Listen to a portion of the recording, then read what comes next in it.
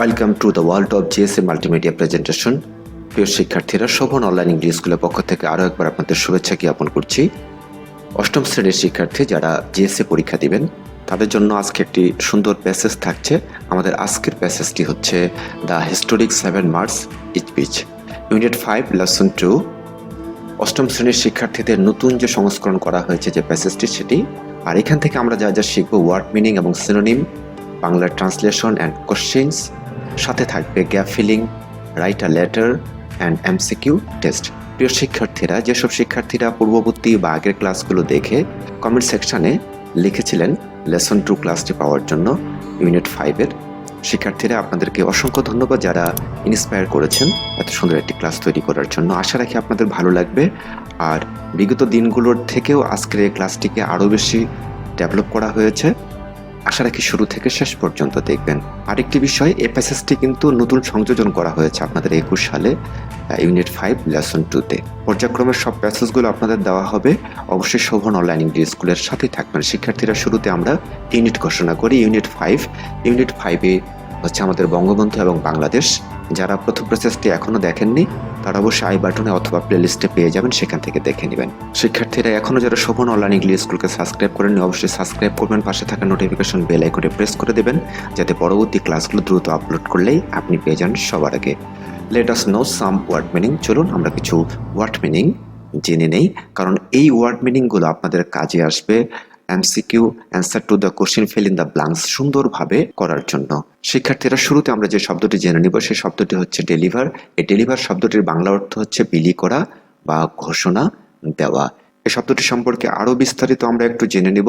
Deliver শব্দটি মূলত চিঠিপত্র, parcel ইত্যাদি বহন করা, কিন্তু আমরা যদি এই 3 নম্বরে দেখি বক্তৃতা বা ভাষণ দেওয়ার ক্ষেত্রেও ব্যবহার করা হয়। এর সিনোনিমগুলো আমরা একটু জেনে নিব। Address, give, bring and distribute. এই কয়টি শব্দ জানা থাকলে কিন্তু আপনারা এখান থেকে হুবহু কমন পেয়ে যাবেন। শিক্ষার্থীরা, আমরা পরবর্তী শব্দে চলে যাচ্ছি। আপনাদের পরবর্তী শব্দটি হচ্ছে আইকনিক। এই আইকনিক শব্দটির অর্থ হচ্ছে অনবদ্য বা অনন্য, যাকে আমরা ইংরেজিতে এক্সপ্লানেশন করতে পারি এভাবে, relating to the nature of an icon. প্রিয় শিক্ষার্থীরা, এই আইকন শব্দটির আরও কিছু সিনোনিম রয়েছে, যে সিনোনিমগুলো পর্যায়ক্রমে দিচ্ছি। আমি কিন্তু আপনাদের এখানে উল্লেখ করে দিয়েছি এই যে কালারগুলো রয়েছে প্রিয় শিক্ষার্থীরা, এগুলো কিন্তু আপনাদের জিএসসির জন্য খুব বেশি ইম্পর্টেন্ট, এবং বাকি যেগুলো ব্ল্যাক কালার রয়েছে এই ব্ল্যাক কালারগুলো কিন্তু এসএসসি এবং ইন্টারভিউর জন্য খুব বেশি ইম্পর্টেন্ট, এবং জব ক্ষেত্র আপনি কমন পেয়ে যাবেন, বিশেষ করে ইউনিভার্সিটি অ্যাডমিশনেও। শিক্ষার্থীরা, আমি আর এগুলো পড়ছি না, আপনাদের যেন ক্লাসটি অনেক ছোট হয় সেজন্য একটু স্কিপ করে যাচ্ছে। আপনারা যারা এগুলো সংগ্রহ করে রাখতে চান অবশ্যই স্ক্রিনশট দিয়ে দিবেন। শিক্ষার্থীরা, এর পরবর্তী শব্দটি হচ্ছে কান্ট্রিম্যান। এই কান্ট্রিম্যান শব্দটির অর্থ স্বদেশবাসী, গ্রামবাসী, পল্লীবাসী অথবা গ্রাম্য লোক। শিক্ষার্থীরা, আমরা দেখতে পাচ্ছি বঙ্গবন্ধু শেখ মুজিবুর রহমানকে রিসিভ করার জন্য গার্ডিয়ান পত্রিকা প্রকাশিত হয়েছিল। এই ছবিটি মানুষের ঢল নেমেছিল। এইটাকেই মূলত আমরা হচ্ছে কান্ট্রিম্যান বলছি। এর সিনোনিমগুলো আমরা দেখে নিই। সিনোনিমগুলো কিন্তু আবারও বলছি শিক্ষার্থীরা, আমি পড়ছি না, আপনারা কিন্তু স্ক্রিনশট দিয়ে নিয়ে নেন। এখান থেকে সবচেয়ে বেশি যেটা ইম্পর্ট্যান্ট সেটা হচ্ছে ভিলেজার এবং হলো সিটিজেন। এই দুটো শব্দ খুব বেশি ইম্পর্টেন্ট জিএসসির জন্য। শিক্ষার্থীরা, আমরা পরবর্তী শব্দে চলে যাই। আমাদের পরবর্তী শব্দটি হচ্ছে ইন্ডিপেন্ডেন্স। এই ইন্ডিপেন্ডেন্স শব্দটির অর্থ স্বাধীনতা বা স্বতন্ত্র, আর ইংরেজিতে এক্সপ্লানেশন যদি আমরা করতে চাই এটাও কিন্তু আপনাদের অনেক সময় সিনোনিম হিসাবে কাজে আসবে, the state of being sovereign. শিক্ষার্থীরা, পাশে কিন্তু আপনাদের একটি ছবি দেওয়া হয়েছে। এই ছবিগুলোর আলোকেও কিন্তু আপনারা শব্দটা অনায়াসে মনে রাখতে পারবেন, কারণ একটা শব্দ যখন আমরা ছবি দিয়ে জানবো এবং শিখবো সেক্ষেত্রে কিন্তু আপনার অনেকগুলো সিনোনিম এমনিতেই চলে আসবে আপনার নিজের থেকে। এই ক্ষেত্রে যেগুলো ইম্পর্টেন্ট জিএসসিদের জন্য, self government, self rules, self sufficiency, separation, এই ধরনের যে কালারগুলো দেওয়া আছে এগুলো খুব বেশি ইম্পর্টেন্ট আপনাদের জিএসসির জন্য। শিক্ষার্থীরা, আবারও বলছি যে আপনার স্ক্রিনশট দিয়ে রেখে দিন। এর পরবর্তী শব্দটি হচ্ছে আমাদের গ্যাদারিং। এই গ্যাদারিং শব্দটির বাংলা অর্থ জড়ো হওয়া বা একত্রিত হওয়া, যার সিনোনিম হিসাবে আমরা ব্যবহার করতে পারি এই শব্দগুলো। ক্রাউড সবচেয়ে বেশি ইম্পর্টেন্ট, এর মধ্যে অ্যাসেম্বলি এবং মিটিং। বাকি শব্দগুলো প্রিয় শিক্ষার্থীরা অবশ্যই সংগ্রহ করে রাখবেন। এর পরবর্তী শব্দটি হচ্ছে লিবারেশন। লিবারেশন শব্দটির অর্থ মুক্তি বা মুক্তি প্রদান। ছবি দেখে কিন্তু আমরা বুঝতে পারছি। এই লিবারেশন শব্দটিকে যদি ইংরেজিতে আমরা ব্যাখ্যা করি তাহলে হবে the action of setting someone free from imprisonment, slavery or operation release. এর অন্যান্য যে সিনোনিমগুলো রয়েছে সেটা আমরা দেখে নিই। এই যে শিক্ষার্থীরা দেওয়া হয়েছে সবচেয়ে ইম্পর্টেন্ট যে শব্দগুলো হচ্ছে ডেমোক্রেসি, ইমানসিপেশন, লিবার্টি, স্লেভেশন, এই শব্দগুলো দেওয়া হয়েছে। আপনারা কিন্তু অবশ্যই লিখে নেবেন খাতায় অথবা স্ক্রিনশট দিয়ে রাখবেন। আপনাদের শুধু একটা জিনিস বলতে চাই, সারা জীবনের জন্য কিন্তু এই সিনোনিমগুলো আপনি কমন পেয়ে যাচ্ছেন। অবশ্যই আপনাদের কিছু সিনোনিম জানা জরুরি। এর পরবর্তী শব্দটি হচ্ছে ওয়ার। ওয়ার শব্দটির অর্থ লড়াই বা যুদ্ধ। এটাকে যদি আমরা ইংরেজিতে সংজ্ঞায়িত করতে চাই তাহলে হবে a state of armed conflict between different countries or different groups within a country। এর সিনোনিমগুলো দেওয়া হচ্ছে, শিক্ষার্থীরা আপনারা কালেক্ট করে অবশ্যই রাখবেন। দেখেন এই যে পাকিস্তানি বাহিনীদের কিন্তু বাঙালিরা গুলি করছে, মানে এরকম একটা কল্পনার ছবি একেই কিন্তু আপনারা মনে রাখতে পারেন যে ওয়ারটা এই ধরনের হয়ে থাকে। শিক্ষার্থীরা পরবর্তী শব্দটি হচ্ছে রিকগনাইজ। এই রিকগনাইজ শব্দটির বাংলা অর্থ স্বীকৃতি দেওয়া, মেনে নেওয়া অথবা স্বীকার করা। আমরা জানি যে ইউনেস্কো আমাদেরকে স্বীকৃতি দিয়েছে 7 মার্চ ভাষণটিকে ওয়ার্ল্ড হেরিটেজ হিসেবে। শিক্ষার্থীরা এই রিকগনাইজ শব্দটিকে যেভাবে ব্যাখ্যা করবেন, to acknowledge the existence, validity or legality of anything. এর সিনোনিম হিসাবে আপনারা যেগুলো পেয়ে যাচ্ছেন শিক্ষার্থীরা, এই কালারগুলো কিন্তু জিএসসিদের জন্য খুব বেশি ইম্পর্টেন্ট। শিক্ষার্থীরা আমরা পরবর্তী শব্দগুলো দেখে নিই। পরবর্তী শব্দটি হচ্ছে আপনাদের ডকুমেন্টারি। এই ডকুমেন্টারি শব্দটির বাংলা অর্থ হচ্ছে দলিল সংক্রান্ত বা প্রামাণিক। শিক্ষার্থীরা consisting of a based on official documents, synonym হিসাবে আপনারা পেয়ে যাচ্ছেন বেশ কয়েকটি। সবচেয়ে বেশি ইম্পর্টেন্ট হচ্ছে ফিচার এবং ইনফরমেশন। অনেক শিক্ষার্থী রয়েছেন যেসব শিক্ষার্থী ক্লাসটা বড় হওয়ার কারণে শুরু থেকে শেষ পর্যন্ত দেখে না, সেসব শিক্ষার্থীদের উদ্দেশ্যে বলছি অবশ্যই কিন্তু ওয়ার্ড মিনিংগুলো প্রচুর আপনাকে জানতে হবে, তাহলে ফার্স্ট পেপার আপনার কাছে অনেক সহজ মনে হবে। শিক্ষার্থীরা এরপরে শব্দটি হচ্ছে হেরিটেজ। এই শব্দটির বাংলা অর্থ হচ্ছে ঐতিহ্য, উত্তরাধিকার সূত্রে প্রাপ্ত বিষয়। যেমন আমি একটা মহাস্থানগড়ের ছবি দিয়েছি, এই মহাস্থানগড় হচ্ছে আমাদের হেরিটেজ। আর শব্দটিকে যেভাবে এক্সপ্লেন করবেন, property that is or may be inherited and inheritance। Synonym হিসাবে আপনাদের কিছু সিনোনিম দিয়ে দেওয়া হয়েছে। শিক্ষার্থীরা সবচেয়ে বেশি ইম্পর্টেন্ট সিনোনিমগুলো হচ্ছে tradition, culture, custom, legacy, convention. বাকিগুলো কিন্তু আপনি সংগ্রহে রেখে দিবেন। শিক্ষার্থীরা এরপরে আমরা রয়েছে মুভমেন্ট। মুভমেন্ট শব্দটির বাংলা অর্থ গতি বা গতিময়তা, কিন্তু এখানে আমরা আন্দোলন হিসাবে জানবো। আর যার সিনোনিম হিসাবে ব্যবহার করব আমরা স্ট্রাগল। আরও কিছু সিনোনিম রয়েছে মোশন, এগিটেশন, মুভ এবং মোটিলিটি। শিক্ষার্থীরা আমরা পরবর্তী শব্দটি দেখে নিই, সারভাইভ। এই সারভাইভ শব্দটির অর্থ টেকা, বাঁচিয়া থাকা অথবা টিকা, টিকিয়ে থাকা, এক কথা শেষ বিদ্যমান থাকা আর কি, মানে অবস্থান করা। শিক্ষার্থীরা যেভাবে এক্সপ্লেন করবেন, continue to live or exist specially in spite of danger or hardship, মানে কঠোরতা বা অনেক দুঃখ কষ্টের মধ্য দিয়ে যখন জীবনটাকে আমরা পরিচালনা করি সেটাকেই কিন্তু আমরা সারভাইভ বলছি বা বেঁচে থাকা বলছি। এই যে মহান মুক্তিযুদ্ধের সময় আমরা দেখতে পাচ্ছি মানুষ অনেক কষ্ট করে কিন্তু তাদের জীবনটাকে বাঁচিয়ে রেখেছিল। সিনোনিমগুলো আমরা দেখে নিই। সিনোনিমগুলোর মধ্যে সবচেয়ে বেশি important bear, endure, exist, recover, suffer, এই কয়েকটি শব্দ বেশি প্রচলিত এবং পরীক্ষায় আসবে। শিক্ষার্থীরা চলুন পরবর্তী শব্দগুলো আমরা দেখে নিই। পরবর্তী শব্দটি হচ্ছে এক্সটেম্পোরি। এই এক্সটেম্পোরি শব্দটির অর্থ হচ্ছে প্রস্তুতিহীন ভাবে, মানে অপ্রস্তুত অবস্থায় কোনো কিছু করা। That means always ready. এই শব্দটি ইংরেজি ব্যাখ্যাটা যেরকম হবে, spoken or done without preparation. এরপরে আপনাদের জন্য সিনোনিমগুলো দেওয়া থাকছে, সিনোনিমগুলো আপনি কালেক্ট করে রেখে দেন। মানে স্পন্টেনিয়াস, স্বতঃস্ফূর্তভাবে, আনস্ক্রিপ্ট, স্ক্রিপ্ট ছাড়াই কোনো কিছু বলতে পারা। যেমন 7 মার্চে যে ভাষণটি ছিল, বঙ্গবন্ধু কিন্তু স্ক্রিপ্ট ছাড়াই, মানে উপস্থিত বুদ্ধিমত্তার সহিত উনি কিন্তু 7 মার্চের ভাষণটা দিয়েছিলেন। এর জন্য এখানে এক্সটেম্পোরি শব্দটি ব্যবহার করা হয়েছে। শিক্ষার্থীরা এই ছিল আমাদের প্যাসেজ থেকে নির্বাচিত শব্দগুলো। এখন আমরা জেনে নিব আমাদের প্যাসেজটি সম্পর্কে। Let us read the passage and know more. শিক্ষার্থীরা চলুন আমরা প্যাসেজটি পড়ে ফেলি। আমাদের ইউনিট 5 লেসন 2 এর B, the historic 7 March speech, ঐতিহাসিক 7 মার্চ ভাষণ। শিক্ষার্থীরা এই প্যাসেজটি কিন্তু অত্যাধিক গুরুত্বপূর্ণ, বিশেষ করে ইউনিট 5। আগামী দিনে আপনাদের যে পরীক্ষা হবে জিএসসিতে 21 সালে, 22 সালে, 23 সালে, কনফার্ম আমি আপনাদের বলছি এখান থেকে কিন্তু শতভাগ প্রশ্ন হবে। এর জন্য একটু ধৈর্য সহকারে ক্লাসটি করবেন।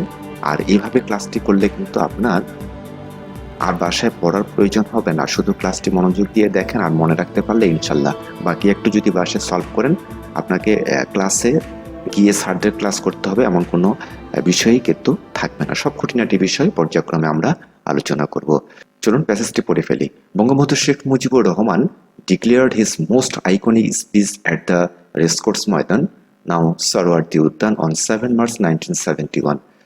রেসকোর্স ময়দান, যেটাকে এখন নাম করা হয়েছে সরোয়ার্দী উদ্যান, 1971 সালের 7 মার্চ বঙ্গবন্ধু শেখ মুজিবুর রহমান তার সবচেয়ে অনবদ্য এবং শ্রেষ্ঠ ভাষণটি দিয়েছিলেন এই রেসকোর্স ময়দানে। শিক্ষার্থীরা চলুন আমরা পরের লাইনটা দেখে নিই। He called on his fellow countrymen to get ready for independence.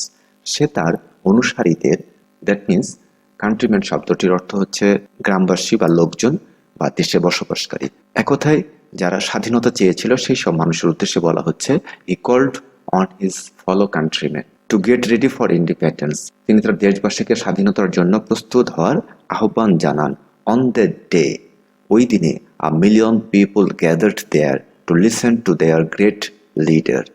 ওই দিনে শিক্ষার্থীরা 1 মিলিয়ন সমান 10 লক্ষ, সেদিন 10 লক্ষাধিক মানুষ সেখানে মহান নেতার ভাষণ শোনার জন্য সমবেত হয়েছিলেন। ইট ওয়াজ দিস স্পিচ, এটা সেই ভাষণ, that encourage freedom seeking Bangali to prepare for the liberation fire. এই ভাষণটি স্বাধীনতাকামী বাঙালিকে স্বাধীনতা যুদ্ধের জন্য প্রস্তুত হতে উদ্বুদ্ধ করেছিল। The 19-minute speech has been recognized by UNESCO as one of the world's most important documentary heritages.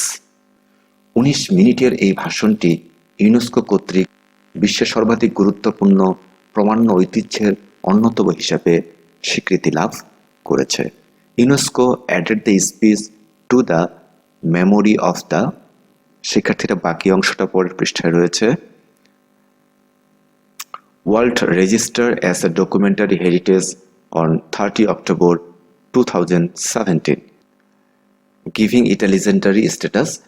এই ভাষণকে কালোজয়ী মর্যাদা দিয়ে 1917 সালে 30 অক্টোবর ইউনেস্কো ভাষণটিকে প্রামাণ্য ঐতিহ্য হিসাবে মেমোরি অফ দ্য ওয়ার্ল্ড হেরিটেজে সংযুক্ত করে। Irina Bokova, director general of UNESCO, এই ইরিনা বেকোভা ছিল ইউনেস্কোর মহাপরিচালক, announced the decision at its headquarters in Paris. তিনি প্যারিসের হেডকোয়ার্টারে এই ঘোষণাটা করেছিলেন। UNESCO official website says that, ইউনেস্কোর অফিসিয়াল ওয়েবসাইটে বলা হয়েছে, the speech effectively declare the independence of Bangladesh. এই ভাষণে বাংলাদেশের স্বাধীনতা সাফল্যভাবে ঘোষণা করা হয়। The speech was extempore and there was no written script. ভাষণটি ছিল উপস্থিত বক্তব্যের মতো, শিক্ষার্থীরা মানে তাৎক্ষণিকভাবে যে কাজটি করা হয় সে কাজটিকে এক্সটেম্পোরি আমরা বলছি। And there was no written script, এটা কিন্তু লিখিত কোনো ডকুমেন্ট ছিল না, মানে তাৎক্ষণিকভাবে বঙ্গবন্ধু শেখ মুজিবুর রহমান স্টেজে দাঁড়িয়ে এই বক্তব্যটি দিয়েছিলেন। He started his speech with this word, তিনি এভাবে তার ভাষণটি শুরু করেন, today I appear before you with a heavy heart. আজ দুঃখ ভারাক্রান্ত মন নিয়ে আপনাদের সামনে হাজির হয়েছে। You know everything and understand as well, আপনারা সবই জানেন এবং বোঝেন। We tried with our lives, আমরা আমাদের জীবন দিয়ে চেষ্টা করেছি। এরপরে আরও কিছু অংশ পড়ে যেটা আপনাদের ডট ডট দিয়ে দেওয়া হয়েছে, today the people of Bangla want freedom, আজ বাংলার মানুষ মুক্তি চায়। The people of Bangla want to survive, বাংলার মানুষ বাঁচতে চায়। And the people of Bangla want to have their rights, বাংলার মানুষ তার অধিকার চায়। শিক্ষার্থীরা এরই মধ্য দিয়ে আপনাদের প্যাসেজটা রিডিং পড়া শেষ হয়ে গেল। আশা রাখি আপনাদের ভালো লেগেছে। যেসব শিক্ষার্থীরা বাংলা সংগ্রহ করে রাখতে চান আমি তাদের জন্য 2টো পেজে দিয়ে দিয়েছি বাংলা অনুবাদটা, আপনারা কিন্তু এটি স্ক্রিনশট দিয়ে রাখবেন, তাহলে কিন্তু আপনারা অনায়াসে বাসায় বসে সুন্দর একটা প্রস্তুতি নিতে পারবেন, যেহেতু আপনাদের বই এখনো বাজারে ঠিক সেভাবে আসেনি, 2-1টি ছাড়া। শিক্ষার্থীরা এরপরে দ্বিতীয় পৃষ্ঠাটাও আপনার স্ক্রিনশট দিয়ে রেখে দিবেন।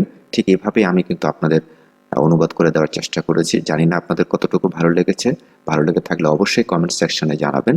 আমাদের যে শিডিউল ছিল সেই শিডিউল অনুযায়ী এ পর্যায়ে আমরা চলে আসছি আমাদের answer to the following questions. আপনাদের প্রথম প্রশ্নটি হচ্ছে আপনাদের বই থেকে নেওয়া হয়েছে। আপনাদের বইয়ের সি পার্ট মানে অংশটি হচ্ছে, আমরা বি পড়লাম হচ্ছে প্যাসেজ, সিতে রয়েছে question 1, what type of speech did Bangabandhu deliver on 7 March 1971? Bangabandhu 71 সালের 7 মার্চ কি ধরনের ভাষণ দিয়েছিল? শিক্ষার্থীরা আপনাদের উত্তরটি হবে, ঠিক এভাবে লিখবেন, Bangabandhu Sheikh Mujibur Rahman delivered his most iconic speech on 7 March 1971। এইখানে কিন্তু আপনাদের আন্ডারলাইন করে যে ইনফরমেশনটি দেওয়া আছে সেটা দিলেও হবে, না দিলেও হবে। আপনি তাহলে পুরোটাই এভাবে লিখতে পারবেন। তাহলে বঙ্গবন্ধু শেখ মুজিবুর রহমান তার অনবদ্য এবং শ্রেষ্ঠ ভাষণটি 7 মার্চে দিয়েছিলেন। শিক্ষার্থীরা আমরা 2 নম্বর প্রশ্নে চলে যাচ্ছি।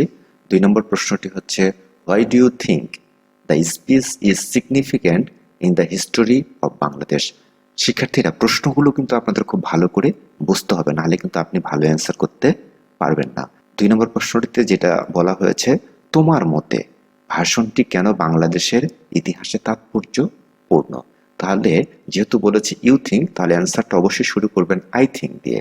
আপনি অ্যান্সার লিখবেন আই থিঙ্ক, আমি মনে করি দ্য স্পিচ ইজ সিগনিফিক্যান্ট, এই বক্তব্যটা খুব বেশি গুরুত্বপূর্ণ in the history of Bangladesh, বাংলাদেশের ইতিহাসে, বিকজ কারণ অন দ্য ডে, ওই দিন, এটা কিন্তু আপনি বই থেকে নিতে পারবেন এই লাইনটি, a million people gathered there to listen to their great leaders, 10 লক্ষাধিক মানুষ তাদের মহান নেতার ভাষণ শোনার জন্য সমবেত হয়েছিল। ইট ওয়াজ দিস স্পিচ, এটাই সেই বক্তব্য, দ্যাট এনকারেজ দ্য ফ্রিডম, যেটা মুক্তিকামী মানুষদের উৎসাহিত করেছিল, যারা seeking Bengalis to prepare the liberation war, যারা মুক্তিযুদ্ধে অংশগ্রহণের জন্য প্রস্তুতি গ্রহণ করছিল। শিক্ষার্থীরা আমরা 3 নম্বর প্রশ্নটি দেখে নিই। আপনাদের 3 নম্বর প্রশ্নটি হচ্ছে, what is the meaning of the word iconic in the passage? এই প্যাসেজে আইকনিক শব্দটির অর্থ কি? আমরা অ্যান্সারটি দেখে নিই। The word iconic in the passage means, ঠিক এভাবে আপনারা অ্যান্সার লিখবেন শিক্ষার্থীরা, যে এই প্যাসেজে আইকনিক শব্দটির অর্থ সামওয়ান অর সামথিং, যে কেউ অথবা কোনো কিছু, which is widely known and অ্যাকনোলেজড specially for distinctive excellence. তাহলে আমাদের পুরো প্রসঙ্গটি আসছে এরকম, প্যাসেজে উল্লেখিত শব্দ আইকনিক বলতে এমন ব্যক্তি বা বস্তুকে নির্দেশ করে যিনি বা যা বিশেষ করে স্বতন্ত্র উৎকর্ষের জন্য ব্যাপকভাবে পরিচিত এবং স্বীকৃত। শিক্ষার্থীরা এরপর আমরা 4 নম্বর প্রশ্নে চলে যাই। আর এই প্রশ্নগুলো কিন্তু আপনাদের বইয়ের দেওয়া রয়েছে, আমি শুধু অ্যান্সারটি আপনাদের করে দিয়ে যাচ্ছি। 4 নম্বর প্রশ্নটি হচ্ছে, in which category did UNESCO recognise Bangabandhu 7 March speech? কোন ক্যাটাগরিতে বঙ্গবন্ধু এই বক্তব্যটিকে ইউনেস্কো স্বীকৃতি দিয়েছিল? তাহলে আমাদের অ্যান্সারটি হচ্ছে, the UNESCO recognised Bangabandhu 7 March speech in the category of world's most important documentary heritage. এতটুকু লিখলেও আপনার অ্যান্সারটি হয়ে যাবে। আপনি বাড়তি অংশটাও লিখতে পারবেন, on 30 October 2007 giving it is a legendary status. ঠিক এভাবে পুরোটাও লিখতে পারেন, অথবা আপনি এখানে ফুল স্টপ দিলেও কিন্তু হয়ে যাবে। তাহলে আমাদের অ্যান্সারটি এমন দাঁড়াচ্ছে, ইউনেস্কো বঙ্গবন্ধু 7 মার্চ ভাষণকে বিশ্বের সবচেয়ে গুরুত্বপূর্ণ প্রামাণিক ঐতিহ্যের শ্রেণীতে স্বীকৃতি দিয়েছিল। আর এই বাড়তি অংশটুকু আপনি দিতে পারেন, না দিলেও চলবে, দিলে ভালো। শিক্ষার্থীরা আমরা 5 নম্বর প্রশ্নে চলে যাই। 5 নম্বর প্রশ্নটি হচ্ছে, what is special in this speech? এই স্পিচ বা বক্তব্যে বিশেষ দিকটি কি ছিল? আমরা দেখে নিই অ্যান্সারটি। The speech effectively declared the independence of Bangladesh. এই বক্তব্যে কিন্তু সফলভাবে বা ফলপ্রসূভাবে কিন্তু বাংলাদেশের স্বাধীনতার ঘোষণা করা হয়েছিল। The speech was extemporary and there was no written script. এটার বিশেষ যে দিকটি ছিল, এটা কিন্তু উপস্থিত একটি বক্তব্যের মতো বক্তব্য ছিল, এবং এটার কিন্তু কোনো লিখিত ডকুমেন্ট ছিল না বা লিখে নিয়ে আসা হয়নি আগে থেকে। সো ইট ইজ স্পেশাল, সুতরাং এটা একটা বিশেষ ছিল। শিক্ষার্থীরা এভাবে অ্যান্সারটা লিখবেন। এরপর আপনাদের জন্য কিছু মোর কোশ্চেন রয়েছে। মোর কোশ্চেনের প্রথমটি হচ্ছে, how did UNESCO describe the 7 March speech? Question 1-এ যেটা চাওয়া হয়েছে যে কিভাবে ইউনেস্কো এটাকে বর্ণনা করেছে 7 মার্চ স্পিচ মানে 7 মার্চ ভাষণটাকে। শিক্ষার্থীর অ্যান্সারটি হবে, UNESCO described the 7 March speech as a legendary speech and an offhand speech. এরপরে যেভাবে লিখবেন, Bangabandhu did not have any preparation for the speech. এই জিনিসগুলো কিন্তু আমরা প্যাসেজের শেষের দিকেই পেয়েছিলাম। শিক্ষার্থীরা আমরা পরের প্রশ্নটি দেখে নেই। How long is the 7 March speech? বলা হচ্ছে যে এটা কতটুকু দীর্ঘ ছিল এই স্পিচটি। তো আমরা সবাই জানি দো the 7 March speech is the most iconic speech, যদিও এটা হচ্ছে খুব একটা কালোজয়ী স্পিচ ছিল। ইট ওয়াজ ভেরি শর্ট স্পিচ, খুব সংক্ষিপ্ত একটা বক্তব্য ছিল। The speech is 19 minutes long, এটা ছিল 19 মিনিটের লম্বা একটি স্পিচ। শিক্ষার্থীরা ক্লাসটি হয়তো অনেক বড় হয়ে গিয়েছে, কিন্তু একটি ভালো প্রিপারেশনের জন্য আপনি যখন ক্লাসে গিয়ে ক্লাস করবেন সেক্ষেত্রে কিন্তু দেখবেন যে আপনার 40-45 মিনিট এমনি চলে যাচ্ছে, কিন্তু ক্লাসটি অত বড় হবে না। আশা রাখি আপনারা ধৈর্য সহকারে শুরু থেকে শেষ পর্যন্ত দেখবেন। আর যে প্রশ্নগুলো আমরা করলাম সেই প্রশ্নগুলো কিন্তু আপনি হুবহু কমন পাবেন পরীক্ষাতে, এটা আমি আপনাকে বললাম। আর যদি কমন পড়ে যায় সেক্ষেত্রে কিন্তু অবশ্যই কমেন্ট সেকশনে জানাতে ভুলবেন না। শিক্ষার্থীরা আপনাদের ডি নাম্বারে যেটা বলা হয়েছিল, ডি নাম্বারে আপনাদের হচ্ছে একটি ফিল ইন দ্য ব্ল্যাঙ্কস দেওয়া ছিল। এই ফিল ইন দ্য ব্ল্যাঙ্কসটি আমি আপনাদের অ্যান্সারগুলো করে দিয়ে দিচ্ছি, বুঝাই দিচ্ছি। এই ফিল ইন দ্য ব্ল্যাঙ্কস কিন্তু পরীক্ষা আপনাদের 3 নাম্বার প্রশ্নে 5 মার্কসের জন্য আসে। শিক্ষার্থীরা আপনাদের যদিও এখানে অপশন দিয়ে দেওয়া হয়েছে, কিন্তু আপনাদের ফাইনালি যখন পরীক্ষা আসবে তখন কিন্তু অপশন দেওয়া থাকবে না। তো চলুন আমরা সলভ করে ফেলি। The every house into a fortress resist the enemy with everything you have since we have learn to sacrifice our lives, we shall give more blood, we shall free the people of this land. The struggle this time is for independence, the struggle this time is for freedom. Joy Bangla, Sheikh Mujibur Rahman, March 7, 1971। শিক্ষার্থীরা আপনাদের কিন্তু বিভিন্নভাবে fill in the ব্ল্যাঙ্কসগুলো আসবে, আপনারা কিন্তু এক প্যাসেজটা ভালো করে পড়বেন, তাহলে কিন্তু পরীক্ষায় খুব ভালো অ্যান্সার করতে পারবেন। শিক্ষার্থীরা এরপরে আপনাদের ই নাম্বারে ছিল write a letter to your friend telling her him how you feel when you listen to Bangabandhu historic 7 March speech. আপনি বঙ্গবন্ধুর যে ঐতিহাসিক 7 মার্চের ভাষণটি শুনেছিলেন তখন আপনার কি ফিল বা অনুভূতি হয়েছিল সেটা জানিয়ে একটা চিঠি লিখতে হবে আপনার বন্ধুকে। শিক্ষার্থীরা আমি একটা স্যাম্পল অ্যান্সার দিয়ে দিচ্ছি, আপনি কিন্তু আপনার মতো করে লিখতে পারেন। যেমন আমি লিখেছি, dear Akash, how are you, তুমি কেমন আছো? Hope you are well by the grace of almighty Allah, আল্লাহর রহমতে তুমি ভালো আছো। I also fine by his blessings, সৃষ্টিকর্তার কৃপায় আমিও ভালো আছি। হাউ এভার, যাই হোক, ফ্রম ইউর লাস্ট লেটার, তোমার সর্বশেষ চিঠিতে, I have come to learn that, আমি জানতে পারলাম যে, you are interested to know my feelings, তুমি আমার অনুভূতি সম্পর্কে জানতে চেয়েছ। When I listen to Bangabandhu historic 7 March speech, যখন আমি বঙ্গবন্ধু শেখ মুজিবুর রহমানের 7 মার্চের ভাষণটি শুনলাম। নাও, এখন I am writing about it to you, এই সম্পর্কে আমি তোমাকে লিখছি। শিক্ষার্থীরা এরপরে যেভাবে লিখবেন, Bangabandhu is the father of our nation, Bangabandhu হচ্ছে আমাদের জাতির পিতা। অ্যাকচুয়ালি, প্রকৃতপক্ষেই, আই ফিল ভেরি স্পিরিটেড, আমি খুব গতি পেয়েছিলাম, আত্মার গতি পেয়েছিলাম। When I listen to Bangabandhu historic 7 March speech, যখন আমি এর 7 মার্চের ভাষণটি শুনেছিলাম। শিক্ষার্থীরা আরেকটি বিষয় আমি আপনাদের বলি, আপনাদের যে অ্যাসাইনমেন্ট পর্যায়ক্রমে দেওয়া হচ্ছে, এই অ্যাসাইনমেন্টে কিন্তু এটা আপনারা কমন পেয়ে যাবেন এবং পর্যায়ক্রমে এটা দেওয়া হবে। সুতরাং খুব ভালো করে এই চিঠিটা বুঝে নেন, তাহলে আপনার খুব কাজে আসবে। The fairy speech gives me much stimulation and strength to fight against injustice, exploitation, repression and operation. অন্যায়, অবিচার, শোষণ, বঞ্চনা, দমন নিপীড়নের বিরুদ্ধে লড়াই করতে এই জ্বালাময়ী ভাষণ আমাকে অনেক শক্তি এবং উদ্দীপনা যোগায়। Every one of us should understand the significance of this iconic speech and work accordingly. আমাদের প্রত্যেকের উচিত এই ভাষণের, এই কালোজয়ী ভাষণের গুরুত্ব বোঝা এবং সে অনুযায়ী কাজ করা। No more today, আচার নয়, more when we will get together, যখন দেখা হবে তখন আরো কথা হবে। Convey my regards to uncle and aunt and my love to sweet Monica. তোমার পিতামাতার প্রতি রইল আমার সালাম এবং শ্রদ্ধা, এবং মনিকার প্রতি রইল ভালোবাসা। Your friend Nabid. শিক্ষার্থীরা আপনাদের কিন্তু এই ক্ষেত্রে আবার একটা এনভেলপের প্রয়োজন হবে, যেহেতু আমি এখানে দেখাচ্ছি না, আপনাদের এটা পরীক্ষায় আসে না, সেক্ষেত্রে আমি এখানে দেখাচ্ছি না, আপনারা কিন্তু এনভেলপটা এখানে ব্যবহার করবেন। আপনাদের ইংরেজি প্রথম পত্রে এই পর্যন্ত প্রশ্ন চাওয়া হয়েছে, আমি সেটা শেষ করে দিলাম। এরপরে আমরা যেটা করব, আপনাদের এমসিকিউতে নিয়ে যাব। এই এতক্ষণ আপনারা ক্লাসটা কে কীরকম করলেন, ধৈর্য ধরে কতটুকু শিখলেন, শুরুতে আপনারা ভিডিওটিকে পজ করে দেন, থামিয়ে দেন এবং তারপরে প্রত্যেকটি এমসিকিউর অ্যান্সার করে ফেলেন। তারপরে আমি অ্যান্সারগুলো দিচ্ছি, বুঝিয়ে আমার সাথে মিলিয়ে নেন। শিক্ষার্থীরা আশা রাখি আপনারা থামিয়ে দিয়ে অ্যান্সারগুলো করেছেন আপনার খাতায় এবং আমার সাথে চলুন অ্যান্সারগুলো মিলিয়ে নেবেন। আপনাদের প্রথম শব্দটি হচ্ছে হেরিটেজ। এই হেরিটেজ শব্দটির সঠিক উত্তর হবে ট্র্যাডিশন মানে ঐতিহ্য। বি নম্বরে রয়েছে the noun form of the word historic. এই হিস্টোরিক শব্দটি কিন্তু অ্যাডজেক্টিভ। এই হিস্টোরিক শব্দটির নাউন ফর্মটি হচ্ছে আমাদের হিস্ট্রি। এরপর আপনাদের সি নম্বরে যেটা চাওয়া হয়েছে, Bangabandhu delivered his iconic speech before. উনি যে ওনার কালোজয়ী বা বিখ্যাত বক্তব্যটি দিয়েছিলেন, কাদের সামনে দিয়েছিলেন? থাউজেন্ড অফ অডিয়েন্স, হাজার হাজার দর্শকের সামনে, নাকি মিলিয়ন অফ হিজ ফলোম্যান? আমাদের অ্যান্সার হবে বি নাম্বার। ডি নাম্বারে দেখে নিই আমরা, where is the headquarters of UNESCO. ইউনেস্কোর হেডকোয়ার্টার কোথায়? আমরা প্যাসেজেই পেয়ে গিয়েছি, প্যারিসে। শিক্ষার্থীরা এরপরে আবারও একটু এমসিকিউ রয়েছে আপনাদের জন্য।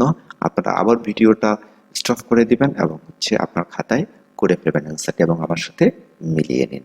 আশা রাখি আপনারা ডিরেকশন অনুযায়ী কাজটি করেছেন।